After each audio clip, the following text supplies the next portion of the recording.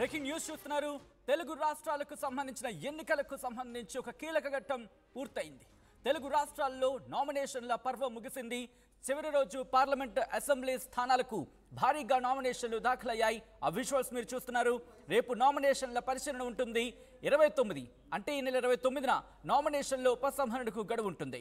వచ్చే నెల 13న పోలింగ్ ఉండబోతోంది. జూన్ 4న కౌంటింగ్ నిర్వహించబోతున్నారు ఎలక్షన్ కమిషన్ అధికారులు.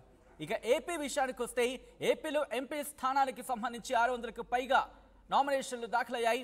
ఎంపీ స్థానాలకు సంబంధించి అలాగే అసెంబ్లీకి సంబంధించి 3300కు పైగా నామినేషన్లు దాఖలయ్యాయి.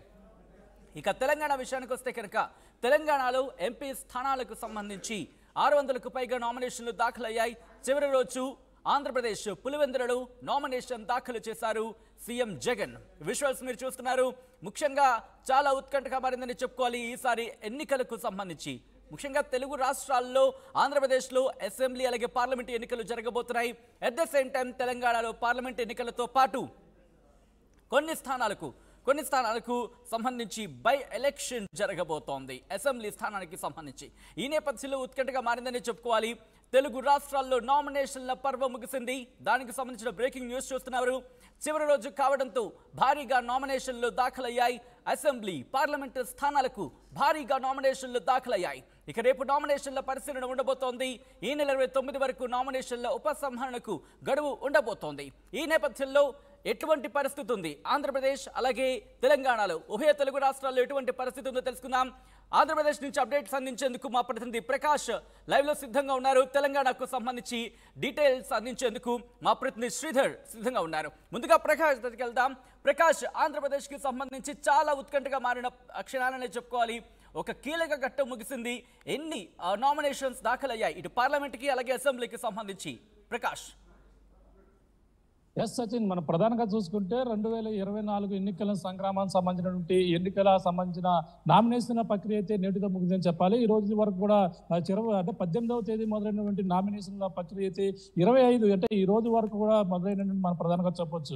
వారం రోజులు కూడా ప్రధానమైన అభ్యర్థులందరూ కూడా నామినేషన్ వేసినప్పటికీ ఈ రోజు Andhra Pradesh AP CM YS Jaganmohan Reddy అయితే ఈ రోజు పులివెందులో తన నామినేషన్ అయితే వేసినటువంటి పరిస్థితి ప్రధానంగా చెప్పారు. ముఖ్యంగా చూసుకుంటే 175 నియోజకవర్గాలలో కూడా అసెంబ్లీ స్థానాలకైతే 3300 మంది అయితే నామినేషన్లు అయితే దాఖలు చేశారు అసెంబ్లీ అభ్యర్థులు. అలాగే మనకి 25 పార్లమెంటు స్థానాల్లో చూసుకుంటే 600కు పైగా అయితే నామినేషన్లు అయితే దాఖలైన పరిస్థితి ప్రధానంగా ఉందని చెప్పాలి. ముఖ్యంగా ఎన్నికల సమయం మనం చూసుకుంటే ఈ రోజు నామినేషన్ల సంబంధించిన ప్రక్రియ ముగిస్తుండటంతో రేపటితో మనకు ప్రధానంగా చూస్తే రేపు నామినేషన్లు అన్ని కూడా పరిశీలన ఉంటుంది. రేపు అనంతరం 29 వరకు కూడా చూసుకుంటే 29వ తేదీ వరకు కూడా నామినేషన్ ఉపసంహరణ ఉంటుంది. తర్వాత చూసుకుంటే మన 13వ తేదీన అయితే మనకు ప్రధానంగా ఎన్నికలు అలాగే జూన్ 4th అయితే మనకి దానికి ఎన్నికల కౌంటింగ్ సంబంధించిన ప్రక్రియని కూడా మొత్తం ఈ విధంగా అయితే ఆంధ్రప్రదేశ్ ఎన్నికల సంగ్రామానికి సంబంధించినటువంటి ప్రాసెస్ అయితే ఈ విధంగా ఉందని మనం ప్రధానంగా చెప్పొచ్చు. ముఖ్యంగా చూసుకుంటే మొత్తం అన్ని అందరు అభ్యర్థులు కూడా పోటాపోటీగా కూడా అభ్యర్థులు 1, 2, 3 మొత్తం అన్ని స్థానాల్లో కూడా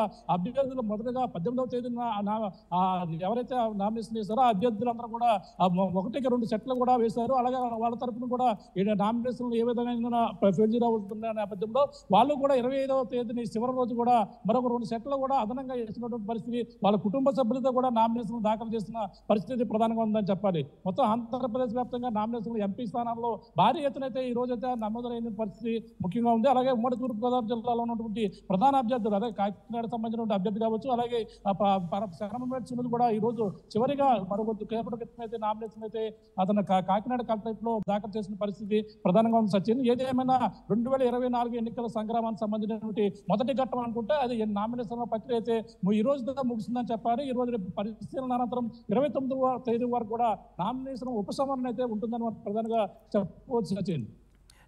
రైట్ ప్రకాష్, ఒక్కసారి మీరు లైన్ ఉండండి. తెలంగాణ వెళ్దాం. తెలంగాణకు సంబంధించి అప్డేట్స్ అందించేందుకు మా ప్రతినిధి శ్రీధర్ సిద్ధంగా ఉన్నారు. శ్రీధర్, ఇక్కడ పార్లమెంట్కి అంటే తెలంగాణకు సంబంధించి పార్లమెంట్ ఎన్నికలకు అలాగే కంటోన్మెంట్ ఉప ఎన్నికకు సంబంధించి నామినేషన్ గడువు ఇంకా ముగిసిన నేపథ్యంలో నామినేషన్లు ఎన్ని దాఖలయ్యాయి? ముఖ్యంగా ఇటు కంటోన్మెంట్కి సంబంధించి ఎన్ని నామినేషన్లు దాఖలయ్యాయి?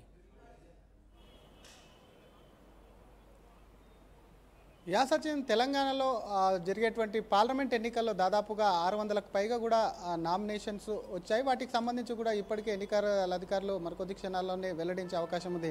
తెలంగాణలో 17 పార్లమెంట్ స్థానాలకు కూడా ఒకవైపు కూడా ఎన్నికలు జరగనున్నాయి. పార్లమెంట్ స్థానంతో పాటు ఒక ఉప ఎన్నిక కూడా కంటోన్మెంట్కి సంబంధించినటువంటి ఉప ఎన్నికకు సైతం కూడా ఇక్కడ ఎన్నికలు జరగనాయి. ఈ నేపథ్యంలో కొద్ది క్షణం క్రితమే అటు నామినేషన్లకు సంబంధించినటువంటి గడువు అయితే ముగిసింది. గడువుకు సంబంధించి ఇప్పటికే ప్రధాన పార్టీలైనటువంటి తెలంగాణలో ఉన్నటువంటి 3 ప్రధాన పార్టీలు అటు కాంగ్రెస్ కానివ్వండి, బీజేపీ, మరొక వైపు బీఆర్ఎస్కి సంబంధించి అభ్యర్థులందరూ కూడా దాదాపుగా నామినేషన్ అయితే దాఖలు చేశారు. చివరి రోజు అయినటువంటి నామినేషన్ ప్రక్రియలో కూడా అటు కరీంనగర్ నుంచి సిట్టింగ్ ఎంపీగా ఉన్నటువంటి బండి సంజయ్, అలాగే నిజామాబాద్ నుంచి సిట్టింగ్ ఎంపీగా ఉన్నటువంటి ధర్మపురి అరవింద్ కూడా ఈరోజు చివరి రోజు నామినేషన్ కూడా దాఖలు చేశారు. నామినేషన్లు ఈ నెల 18వ తేదీన కూడా ప్రారంభమైనటువంటి మొదటి రోజు నుంచి కూడా ప్రధాన పార్టీలతో పాటు స్వతంత్ర అభ్యర్థులు కానివ్వండి నామినేషన్ల ప్రక్రియ కూడా రోజువారీ నామినేషన్లు వేస్తూనే ఉన్నారు. నామినేషన్లు వేసే ముందు ఒకవైపు కూడా వారికి సంబంధించినటువంటి అభ్యర్థులకు సంబంధించినటువంటి పేరు మీద ఉన్నటువంటి బలం కానివ్వండి, తేదీ ముహూర్తాలు చూసుకొని కూడా నామినేషన్లు వేసినటువంటి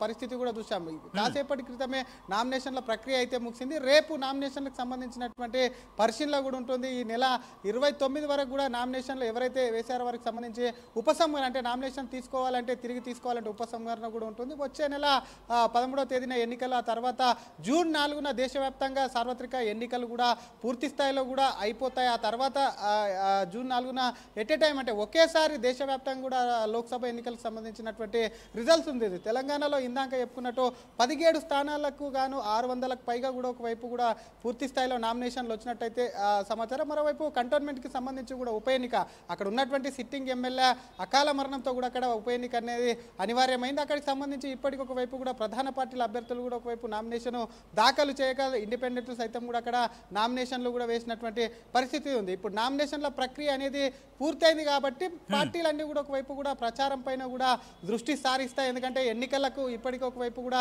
ఎక్కువ సమయం ఉండదు కాబట్టి ఒక 15 రోజుల్లో రేపటి నుంచి ఫుల్ ఫ్లెడ్జ్గా కూడా ప్రచార రంగంలోకి దూకే అవకాశం ఉంది. ఇప్పటికటు బీజేపీ, కాంగ్రెస్ కానివ్వండి, బీఆర్ఎస్ కానివ్వండి అటు ఇప్పటికే ప్రచారంలో దూసుకుపోతున్నాయి. బీజేపీ ఒకవైపు కూడా ముందస్తుగా ఎన్నికల కోడ్ రాకముందే కొంతమంది అభ్యర్థుల్ని ప్రకటించడం, ఆ తర్వాత కొన్ని రోజులకే పూర్తి స్థాయిలో అభ్యర్థులను ప్రకటించి ఇప్పటికే పలు సభలు నిర్వహించి అగ్రనాయకులందరినీ రప్పిస్తే కాంగ్రెస్ సైతం కూడా ఒకవైపు కూడా పూర్తి స్థాయిలో ముఖ్యమంత్రి రేవంత్ రెడ్డి పర్యటనలు కానివ్వండి, అగ్రనాయకులకు సంబంధించినటువంటి పర్యటనల కోసం ఇప్పటికి ఒక షెడ్యూల్ అయితే పూర్తి స్థాయిలో సంసిద్ధం చేసిందని చెప్పాలి. ఎవరు కూడా ఈసారి తెలంగాణకు సంబంధించి మరొక పార్టీ బీఆర్ఎస్కు సంబంధించి బీఆర్ఎస్ అధినేత ఇప్పటికే యాత్ర కూడా కొనసాగిస్తున్నారు. ఎందుకంటే బీఆర్ఎస్కు సంబంధించి మొన్న అసెంబ్లీ ఎన్నికల్లో ఒకవైపు కూడా ఓటమి అనంతరం కూడా ఒక్కొక్కరుగా ఆ పార్టీకి సంబంధించినటువంటి సభ్యులు చేజారుతున్నారు కాబట్టి దానికి సంబంధించి ఈ లోక్సభ ఎన్నికల్లో ఖచ్చితంగా బీఆర్ఎస్ సముచిత స్థానాలు కూడా గెలుచుకోవాలి.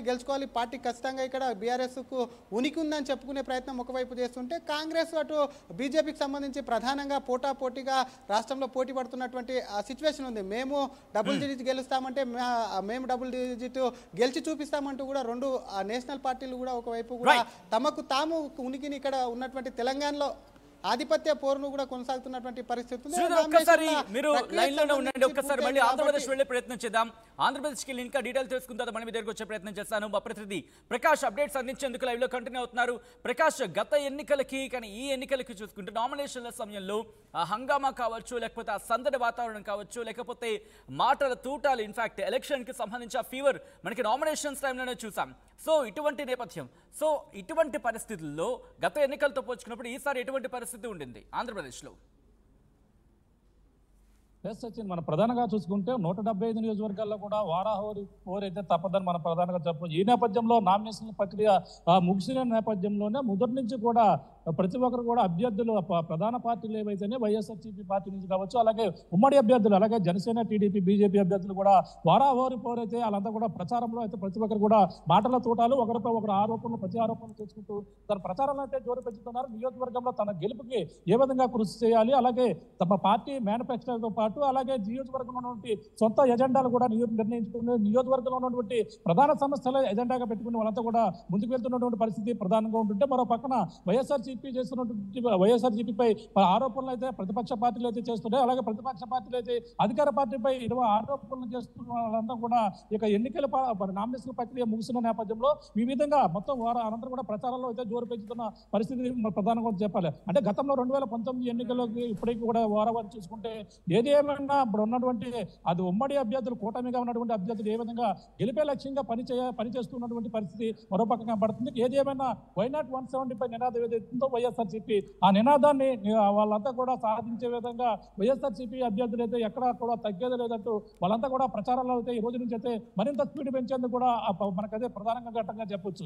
ఎందుకంటే నామినేషన్ ప్రక్రియ వరకు ప్రచారాలు ఒకైతే అయితే నామినేషన్ తర్వాత ప్రచారం అంతా కూడా ఒక ఎత్తుగా కూడా ప్రధానంగా చెప్పుకోవచ్చు. ఎందుకంటే ఈ వ్యూహాలకు ప్రతి వ్యూహాలు అలాగే నాయకులు అలాగే భారీగా జాయినింగ్స్ కూడా నియోజకవర్గాల్లో కూడా అంతా కూడా ప్రచారంలో దూరం పెంచుతూ ఈ విధంగా ఉంటుంటారు. అలాగే ఎక్కడ కూడా కనీసం చిన్న సమయం కలిసిన కొంతమంది ఓటర్లతో మాట్లాడేందుకు అలాగే నియోజకవర్గంలో తిరిగేందుకు కూడా ప్రతి ఒక్క అభ్యర్థి కూడా తమ ఆసక్తి కనపరుస్తున్నటువంటి పరిస్థితి ఉంది. రేపటి నుంచి కూడా నామినేషన్ పరిశీలనలో ప్రధానంగా ఈ యొక్క ఎమ్మెల్యే అభ్యర్థులు ఏ విధంగా వాళ్ళ అఫిడవిట్లు ఏ విధంగా దాఖలు చేస్తారో అందులో ఎటువంటి వాళ్ళపై కేసులు ఉన్నాయా లేదా అనేది కూడా పూర్వంగా ఈ 6 అధికారులు కూడా పూర్తిగా పరిశీలనలో చేస్తున్నటువంటి పరిస్థితి ప్రధానంగా ఉంది. ఏదేమన్నా దీనిపై రేపంతా కూడా పరిశీలన తర్వాత అందులో ఎంతమంది క్వాలిఫై అయ్యారు లేదంటే ఎంతమంది ఉపశమనం 29 వరకు కూడా ఈ ప్రక్రియ కూడా కొనసాగుతుంది. దీనితో ఈ రోజైతే నామినేషన్లు పూర్తి స్థాయిలో వేసిన నేపథ్యంలో మొత్తం ప్రచారాలపై కూడా మొత్తం అభ్యర్థులు 175 స్థానాల్లో కూడా అభ్యర్థులు అయితే దానిపై దృష్టి పెట్టిన పరిస్థితి ప్రధానంగా ఆంధ్రప్రదేశ్లో కనబడుతుంది. సచిన్ రైట్ ప్రకాష్, మీరు లైన్లో ఉండండి. ఒకసారి శ్రీధర్ దగ్గరికి వెళ్ళి ప్రయత్నించుదాం. శ్రీధర్, ముఖ్యంగా పార్లమెంటు స్థానాలకు సంబంధించి ఎందుకంటే అసెంబ్లీ సమయంలోనే చూసాం ఎటువంటి హోరాహోరీ పోటీ జరిగింది. నామినేషన్ల టైంలో కూడా అటువంటి కీలకమైన ఘట్టమే మనం చూసామనే చెప్పుకోవాలి. ఎందుకంటే లాస్ట్ మినిట్ వరకు కూడా పార్టీలకు సంబంధించి లిస్ట్ దాదాపు ఖరారు కాని పరిస్థితి మనం చూసాం. సో ఈ నామినేషన్స్కి సంబంధించి తెలంగాణలో ఎటువంటి వాడివేడి డిస్కషన్ జరిగిన సందర్భాన్ని చూసాం ఈ నామినేషన్స్ టైంలో.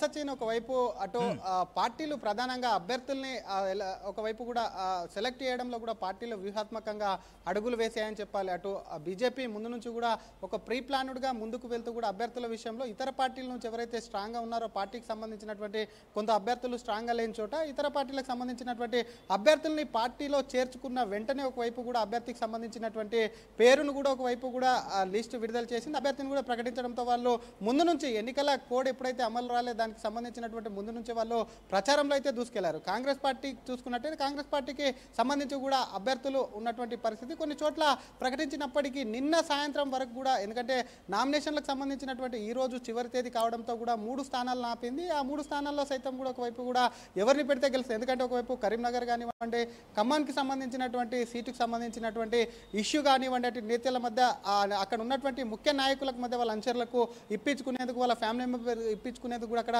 ప్రయత్నాలు జరిగాయి. మరోవైపు హైదరాబాద్కు సంబంధించి కాంగ్రెస్ పార్టీ కూడా ఓడలేదు. 3 స్థానాలకు సంబంధించి కాంగ్రెస్ నిన్నటి వరకు అభ్యర్థిని అయితే ఖరారు చేయలేదు. కానీ అక్కడ ఎవరైతే అభ్యర్థులు అనుకున్నారో వారికి సంబంధించి మాత్రం ముందస్తుగా ఒక మౌఖికంగా వాళ్ళకు సిగ్నల్ ఇచ్చినట్టయితే సమాచారం. దాంతో వాళ్ళు ముందస్తుగా ఒకవైపు కూడా నామినేషన్ పత్రాలు కూడా దాఖలు చేసినటువంటి సిచ్యువేషన్ ఉంది. మరొక పార్టీ బీఆర్ఎస్కు సంబంధించి కూడా ఈసారి ఇందాక చెప్పుకున్నట్టు అసెంబ్లీ ఎన్నికల్లో ఓటమి అనంతరం కూడా నేతలు ఒక్కొక్కరుగా చేజారుతున్నారు. కాబట్టి సాక్షాత్తు గులాబీ బాస్ ఒకవైపు రంగంలోకి దిగి కొన్ని చోట్ల అటు చెవెల్ల కానివ్వండి వరంగల్కు సంబంధించినటువంటి అభ్యర్థులు అక్కడ లోక్సభ అభ్యర్థిగా ప్రకటించిన అనంతరం కూడా కాంగ్రెస్ పార్టీకి వెళ్ళి ఆ పార్టీ తరఫున కూడా టికెట్ తీసుకొని అక్కడి నుంచి కూడా బరిలో ఉంటామని చెప్పడంతో కూడా ఒక్కసారిగా కంగుతున్నటువంటి గులాబీ బాస్ కూడా దానికి సంబంధించి జాగ్రత్తగా వడివడిగా అడుగులు వేసి నమ్మకంగా ఉన్నటువంటి నాయకులను పార్టీలోనే ఉండేటువంటి నాయకులను కొంతమంది సెలెక్ట్ చేసి 2 పార్టీల కంటే 2 జాతీయ పార్టీల మధ్య ఖచ్చితంగా కూడా బీఆర్ఎస్ను లేకుండా చేసేందుకు కుట్రలు పన్నుతున్నాయని గ్రహించినటువంటి గులాబీ అధినేత సరైనటువంటి అభ్యర్థులను పెట్టారు. అక్కడ ఉన్నటువంటి వ్యూహాత్మకంగానే అభ్యర్థులను ప్రకటించారని చెప్పి కూడా బీఆర్ఎస్ నేతలు చెప్తున్నటువంటి పరిస్థితి. 3 పార్టీలకు సంబంధించి అభ్యర్థులు అయితే ఖరారయ్యారు. కొన్ని చోట్ల త్రిముఖ పోటీ ఉండొచ్చు, మరికొన్ని చోట్ల బీజేపీ కాంగ్రెస్ మధ్య పోటీ ఉంటే ఇంకొన్ని చోట్ల కాంగ్రెస్తో పాటు అటు బీఆర్ఎస్ కానీ బీజేపీతో కానీ పోటీ ఉండే అవకాశాలు ఉంది. ప్రధానంగా అటు బీఆర్ఎస్కు సంబంధించి ఒకవైపు కూడా వచ్చే ఎన్నికలు ఏవైతే ఉన్నాయో పార్లమెంట్ ఎన్నికల్లో ఒకవేళ ఇప్పటికే అటు రెండు పార్టీలు కూడా ప్రకటిస్తున్నాయి. అసలు బీఆర్ఎస్కు ఓటు ఎందుకు వేయాలి, ఆ పార్టీకి సంబంధించి కూడా ఇక్కడ అధికారంలో లేదు, ఢిల్లీలో కూడా అధికారంలోకి వచ్చే ప్రసక్తే లేదు కాబట్టి ఆ పార్టీకి సంబంధించి ఎందుకు ఓటు వేయాలని ఒకవైపు ప్రచారం తీసుకెళ్తుంటే, మరొక వైపు కాంగ్రెస్ కానివ్వండి, బీజేపీకి సంబంధించి కానివ్వండి, దేశంలో ఉన్నటువంటి మోడీకి సంబంధించిన వైఫల్యాలు, రాష్ట్రంలో కాంగ్రెస్ ప్రభుత్వం వచ్చిన తర్వాత చేసినటువంటి వైఫల్యాలు, గ్యారంటీలు ఏవైతే ఉన్నాయో వాటి విఫలాన్ని కూడా ఒకవైపు బీఆర్ఎస్ వివరించుకుంటా ముందుకు వెళ్తే, కాంగ్రెస్ పార్టీ మాత్రం అటు మోడీని విమర్శిస్తూ బీజేపీకి అసలు ఖచ్చితంగా కూడా బీజేపీకి ఓటేస్తే రాజ్యాంగాన్ని మారుస్తుంది, అలాగే బీజేపీకి సంబంధించి ఒకవైపు ఓటేస్తే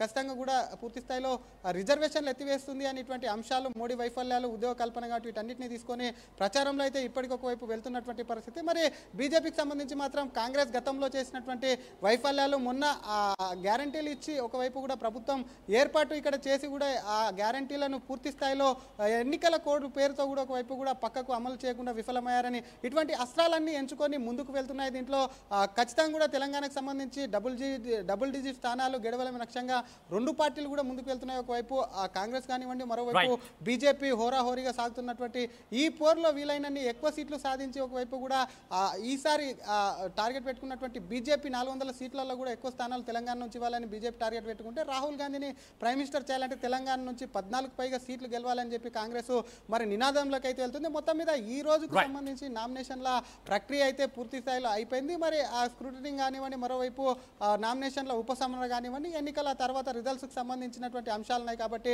ఈ రోజు నుంచి ప్రచారం అనేది కూడా ఎన్నికల రోజు వరకు కూడా పూర్తి స్థాయిలో అన్ని పార్టీలు ఓరెత్తించున్నాయి సచిన్ ప్రచారంలో. Right Sridhar and right Prakash, thanks for the update. So మొత్తం అయితే మాత్రం తెలుగు రాష్ట్రాల్లో నామినేషన్ల పర్వం ముగిసింది. చివరి రోజు పార్లమెంట్, అసెంబ్లీ స్థానాలకు భారీగా నామినేషన్స్ దాఖలయ్యాయి. రేపు నామినేషన్ల పరిశీలన ఉండబోతోంది. ఈ నెల 29 వరకు నామినేషన్ల ఉపసంహరణకు గడువు ఉండనుంది. దీంతో పాటు వచ్చే నెల 13న పోలింగ్ జరగబోతోంది, అంటే మే 13న. అలాగే జూన్ 4న కౌంటింగ్ ఉండబోతోంది. ఏపీలో ఎంపీ స్థానాలకు 600కు పైగా నామినేషన్లు దాఖలయ్యాయి. అసెంబ్లీలో 3300కు పైగా నామినేషన్లు దాఖలయ్యాయి అసెంబ్లీకి సంబంధించి. ఇక తెలంగాణలో ఎంపీ స్థానాలకు 600కు పైగా నామినేషన్లు దాఖలయ్యాయి. చివరి రోజు పులివెందులలో ఏపీ సీఎం జగన్ నామినేషన్ దాఖలు చేశారు. దాంతోపాటు ఇన్ఫాక్ట్ చూస్తే కనుక ఈరోజు చాలా హడావిడిగా చాలామంది కీలకమైన నేతలు వాళ్ళందరూ కూడా చాలా హడావిడిగా నామినేషన్కి సంబంధించి ఉపక్రమించిన పరిస్థితి. సో ఈ నేపథ్యంలో ముఖ్యంగా తెలుగు రాష్ట్రాలకు సంబంధించి ఎన్నికల సైరన్లో కీలకమైన ఘట్టం ఒకటి పూర్తయిందనే చెప్పుకోవాలి. ఇక మిగిలింది ఎన్నికలు. ప్రజలు ఎవరిని తమ ఎమ్మెల్యేగా అసెంబ్లీకి పంపించబోతున్న అంశానికి సంబంధించి మాత్రం ఉత్కంఠ కొనసాగుతోంది. రేపు అంటే దీనికి సంబంధించి పరిశీలన ఉంటుంది. ముఖ్యంగా ఈ ప్రాసెస్ మొత్తం పూర్తయి ఎవరి నామినేషన్లు ఉంటాయి, ఎవరు దీనికి సంబంధించి ఈసీ రిజెక్ట్ చేస్తుంది, ఇవన్నీ కూడా మరికొద్ది గంటల్లో తెలిపబోతోంది.